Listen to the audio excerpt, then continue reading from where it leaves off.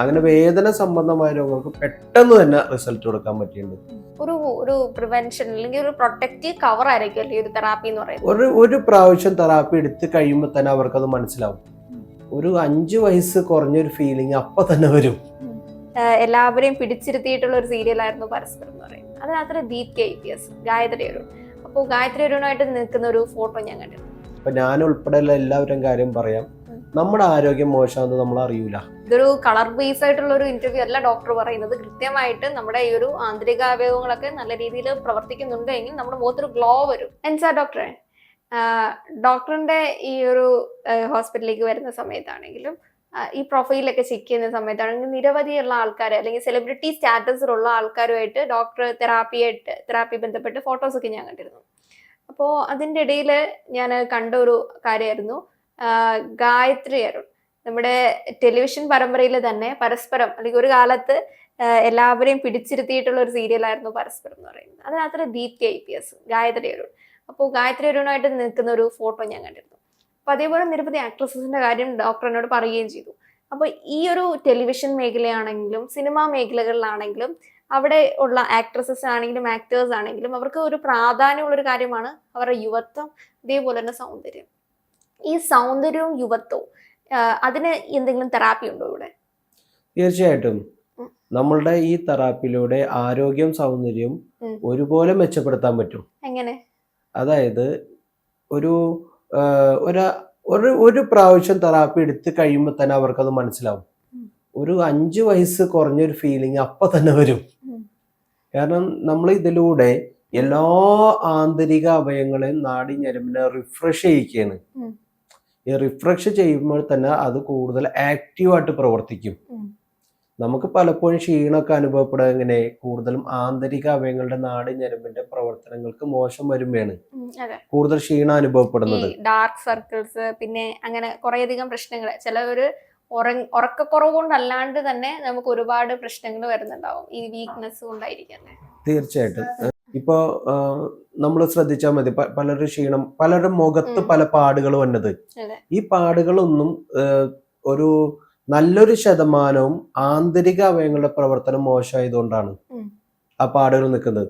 നമ്മൾ പല ക്രീമുകളൊക്കെ തേക്കുമ്പോൾ അത് പോവും, പക്ഷെ അത് പിന്നെ വരുന്ന സാഹചര്യം കൂടുതൽ കാണുന്നുണ്ട്. അതിന്റെ ഇന്റേണൽ ഇഷ്യൂസ് കൊണ്ടാണ്. നമുക്ക് കൃത്യമായിട്ട് അതിന്റെ കാരണം കണ്ടെത്തിയിട്ട് ആ അവയവങ്ങളുടെ പ്രവർത്തനം മെച്ചപ്പെടുത്തിയാൽ ആ ഫേസിലുള്ള ഇതൊക്കെയാണ് പോകും.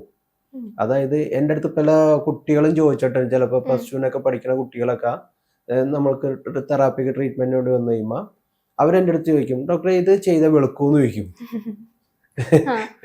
അപ്പൊ കൂട്ടുകാരൊക്കെ ചോദിച്ചു തുടങ്ങി ഇപ്പൊ എന്ത് ക്രീമാണ് പുരട്ടണേന്നൊക്കെ ചോദിച്ചു തുടങ്ങിയെന്ന്. അത്രക്ക് നമ്മുടെ ശരീരത്തിന്, നമ്മുടെ മുഖത്തിനും ശരീരത്തിനും ഒരു ഗ്ലേസിങ് വരും. അതായത് അത് നാച്ചുറൽ ആണ്, ഒരു ഗ്ലോ ആണ്. ഇനി ഇത് കേൾക്കുന്ന ആൾക്കാർ വിചാരിക്കും ഇവിടെ വെളുക്കാനുള്ള എന്തെങ്കിലും ട്രീറ്റ്മെന്റ് ഉണ്ടോ എന്നുള്ളത്.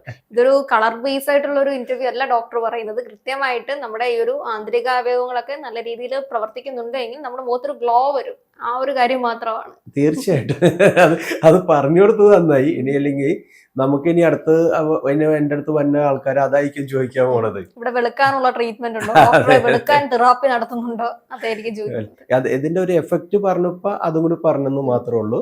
നമുക്ക് കൂടുതലായിട്ട് വേദന സംബന്ധമായ രോഗങ്ങൾ അത് നമുക്ക് പെട്ടെന്ന് തന്നെ ഇതുവരെയായിട്ടും വന്ന എല്ലാ കേസിനും റിസൾട്ട് കൊടുക്കാൻ പറ്റിയിട്ടുണ്ട്. ഉദാഹരണത്തിന് തലവേദന, അതുപോലെ തന്നെ നടുവേദന, കാൽമുട്ടുവേദന, അങ്ങനെ വേദന സംബന്ധമായ രോഗങ്ങൾക്ക് പെട്ടെന്ന് തന്നെ റിസൾട്ട് കൊടുക്കാൻ പറ്റിയിട്ടുണ്ട്. പിന്നെ വയറ് സംബന്ധ രോഗങ്ങൾ, ഇപ്പൊ IBS എന്ന് പറയുന്നതും അതുപോലെ മോഷൻ കറക്റ്റ് പോലുള്ള അങ്ങനെ ഒത്തിരി തരം വയറ് സംബന്ധമായ രോഗങ്ങളുണ്ട്. ഈ വയറ് സംബന്ധ രോഗങ്ങൾക്കും നമുക്ക് വളരെ ഫലപ്രദമായിട്ട് ചികിത്സിക്കാൻ പറ്റാറുണ്ട്. അതുപോലെ തന്നെ ഹൃദയ സംബന്ധം, ഞരമ്പ് സംബന്ധമായതും എല്ലാത്തിനും, എല്ലാവിധ രോഗങ്ങൾക്കും, പ്രത്യേകിച്ച് ഓട്ടോ ഇമ്മ്യൂണൽ ഡിസീസിന് ഇപ്പൊ ധാരാളം കാണുന്ന ഓട്ടോ ഇമ്മ്യൂണൽ ഡിസീസുകളാണ്. എല്ലാവിധ ഓട്ടോ ഇമ്മ്യൂൺ ഡിസീസിനും ഇവിടെ വന്ന എല്ലാ കേസിനും ആശ്വാസം വന്നിട്ടുണ്ട്. ഈ നല്ല പ്രായമുള്ള ചില ആക്ട്രസിനെയൊക്കെ കാണുമ്പോൾ ആൾക്കാർ വിചാരിക്കുന്നത് എങ്ങനെയാണ് ഈ ഒരു യുവത്വം കീപ്പ് ചെയ്യുന്നത്, ഇവരെന്തെങ്കിലുമൊക്കെ ഓപ്പറേഷൻ ചെയ്തിട്ടാണോ? ശരിക്കും ഈ ഒരു അവരെ സ്ട്രെസ് റിലീഫ് ആയിട്ടുള്ള ഇത്തരം തെറാപ്പികളൊക്കെ അവർ ചെയ്യുന്നുണ്ടെന്നുള്ളൊരു സത്യാവസ്ഥയാണല്ലേ? തീർച്ചയായിട്ടും. ഈ ആക്ട്രേഴ്സ് ആരായിക്കോട്ടെ, ഇവർക്ക് എല്ലാവർക്കും നല്ല സ്ട്രെസ് ഉണ്ട്. അതെ, തീർച്ചയായിട്ടും. പ്രത്യേകിച്ച് ഒരു ഷൂട്ടിംഗ് ഇവിടെയും വേറെ ഷൂട്ടിംഗ് വേറെ സ്ഥലത്തായിരിക്കും. ഉം. ചിലപ്പോൾ രാത്രി ആയിരിക്കും പോകേണ്ടത്, ചിലപ്പോൾ ഒരേ സ്ഥലം തന്നെ പിന്നെ ആവർത്തിക്കേണ്ടി വരും. ചിലപ്പോൾ വെയിലുള്ളതുകൊണ്ട് അങ്ങനെ പല രീതിയിലുള്ള അവർക്ക് ബുദ്ധിമുട്ടും ക്ഷീണം വരാവുന്ന സാഹചര്യങ്ങളുണ്ട്. ഉം. അപ്പോൾ അവര് വല്ലപ്പോഴും വന്ന് നമ്മളുടെ ഇതുപോലെ തെറാപ്പികൾ എടുത്ത് പോകുന്നവരും അവർ പെട്ടെന്ന് റിഫ്രഷ് ചെയ്യും. അപ്പൊ അവർക്കത് രോഗത്തിലേക്കൊന്നും കടക്കാതെ ആരോഗ്യം സംരക്ഷിക്കാനും സൗന്ദര്യം സംരക്ഷിക്കാനും പറ്റും.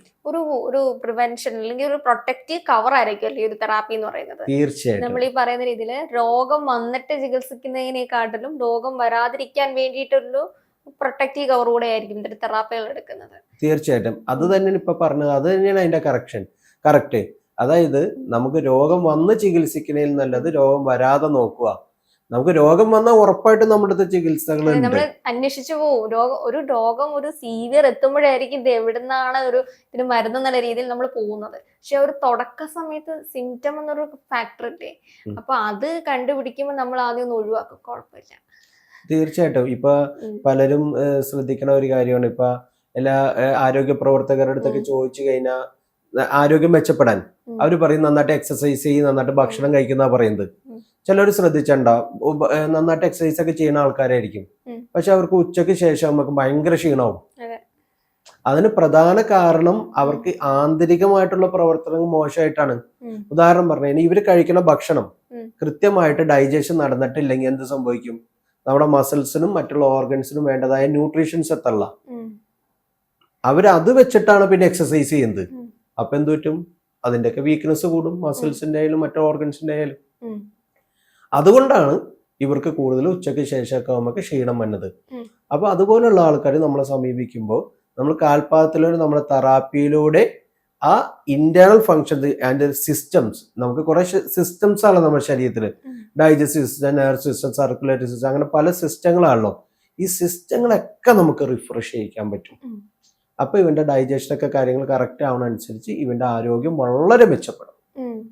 അപ്പോ ഈ ഡോക്ടർ ഇവിടെ വരുന്ന ആൾക്കാർക്ക് അല്ലെങ്കിൽ അവരുടെ ഈ നാടി പിടിച്ച് നോക്കിയിട്ട് അവർ ഏതെങ്കിലും ഫുഡ് സജഷൻസും കൂടെ കൊടുക്കാറുണ്ടോ? തീർച്ചയായിട്ടും ഫുഡ് സജഷൻ കൊടുക്കും. ഉറക്കത്തിനുള്ളത് എങ്ങനെയെന്ന് നോക്കും. അവന്റെ ഡേ ടു ഡേ ആക്ടിവിറ്റീസിന്റെ കാര്യങ്ങൾ വരെ നമ്മൾ ഡിസ്കസ് ചെയ്ത് അതിനെ കറക്റ്റ് ചെയ്യാറുണ്ട്. അപ്പൊ ഇതിനൊരു ലോങ് ടൈം അല്ലെങ്കിൽ അവര് കുറച്ചു നാൾ ഇത് കീപ്പ് ചെയ്തു, അതിനുശേഷം ഈ വീണ്ടും ഈ ഭയങ്കര സ്ട്രെസ് ആയിട്ടുള്ള ലൈഫിലേക്ക് തിരിച്ചു പോയിട്ട് അപ്പോ അതൊരു പെർമനന്റ് ആവുമല്ലോ. അപ്പൊ വീണ്ടും അവർക്ക് ഈ ഒരു തെറാപ്പി സെക്ഷൻസ് 1, 2, 3 എടുത്തു കഴിഞ്ഞാലല്ലേ അത് ശരിയാവുമോ? അങ്ങനെ വേണമെന്ന് നിർബന്ധമില്ല. നമുക്ക് രോഗമായാൽ മാത്രമാണ് അതിനൊരു നമ്മൾ ചിലപ്പോൾ 7 ദിവസം ചെയ്യും, 14 ദിവസം ചെയ്യും, 21 ദിവസം ചെയ്യും, അങ്ങനെ ഒരു കോഴ്സ് പറയുന്നത്. ആ കോഴ്സിലൂടെ തന്നെ മിക്കതും അത് കറക്റ്റ് ആവുകയാണ് ചെയ്യുന്നത്. ഒരു രോഗമില്ലാത്ത ആൾക്കാരും വല്ലപ്പോഴും വന്നിട്ടൊന്ന് തെറാപ്പി ചെയ്തിട്ട് പോയാൽ അവർ ഭയങ്കരമായിട്ട് റിഫ്രഷ് ചെയ്യും. ഇടയ്ക്കൊന്ന് ബൂസ്റ്റ് ചെയ്യുന്ന ലൈഫ്. നമ്മുടെ ഈ റീൽസ് ഒക്കെ ബൂസ്റ്റ് ചെയ്യാന്നൊക്കെ പറയുന്ന പോലെ ഇടയ്ക്ക് വന്നിട്ട് നമ്മുടെ ലൈഫ് ഒന്ന് സ്ലോ ആവാൻ തോന്നുവാണെങ്കിൽ ഇടയ്ക്ക് ട്രാവൽ ഒക്കെ ചെയ്യുന്ന പോലെ ഇടയ്ക്ക് തെറാപ്പി ചെയ്യുന്ന ബൂസ്റ്റ് ആവുക. അതിന്റെ ഏറ്റവും രസം എന്താണെന്നറിയാമോ? നമ്മുടെ സാധാരണക്കാരായ നമ്മളുടെ ഇപ്പൊ ഞാൻ ഉൾപ്പെടെയുള്ള എല്ലാവരും കാര്യം പറയാം, നമ്മുടെ ആരോഗ്യം മോശമാണെന്ന് നമ്മൾ അറിയൂല. മറ്റുള്ളവർ പറഞ്ഞാലാണ് അറിയാൻ പറ്റുള്ളൂ. എന്തോ ക്ഷീണം ഉണ്ടല്ലോ, അതെ, എന്താ മുഖത്ത് ക്ഷീണം ഉണ്ടല്ലോ, അല്ലെങ്കിൽ എന്താ നടത്തത്തിലൊരു വലിച്ചില് എന്നൊക്കെ പറയുമ്പോഴാണ് നമ്മൾ അതിലേക്ക് ശ്രദ്ധിക്കപ്പെടുന്നത്. അപ്പൊ എൻ്റെ അടുത്ത് കൂടുതൽ ഒരു രോഗമില്ലാത്തവരും മറ്റൊരു കൂടുതൽ വിദേശ രാജ്യങ്ങളിൽ പോയവരോ അല്ലെങ്കിൽ കൃത്യമായിട്ട് ഇതിൽ മനസ്സിലാക്കിയ ആൾക്കാരായിരിക്കും എന്നെ അതുപോലുള്ള ഇതിൽ കണ്ടിന്യൂ ചെയ്യാറ്. അവർക്ക് ഒരു ഹോസ്പിറ്റൽ കേസ് ഉണ്ടാവാറില്ല, പിന്നീട് അന്വേഷിച്ചാൽ മതി. അവരിപ്പോ 70 വയസ്സാലും 80 വയസ്സാലും 100 വയസ്സാലും കാര്യമായിട്ടുള്ള ഹോസ്പിറ്റൽ കേസ് അവർക്ക് വരാറില്ല. അതായത് പ്രതിരോധം മെച്ചപ്പെട്ടുകൊണ്ടിരിക്കും. അങ്ങനെ. ഓക്കെ ഡോക്ടറെ.